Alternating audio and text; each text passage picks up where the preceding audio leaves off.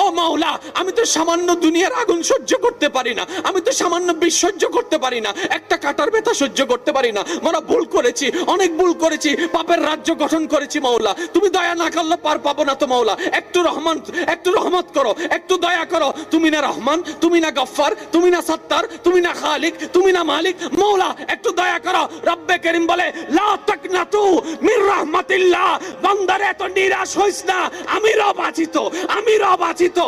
একবার তুই তওবা কর, ইন্নাল্লাহ ইয়াগফিরুয যুনুবা জামিয়া। একবার তওবা কর, সারা জীবনের গুনাহকে মাফ করে দিতে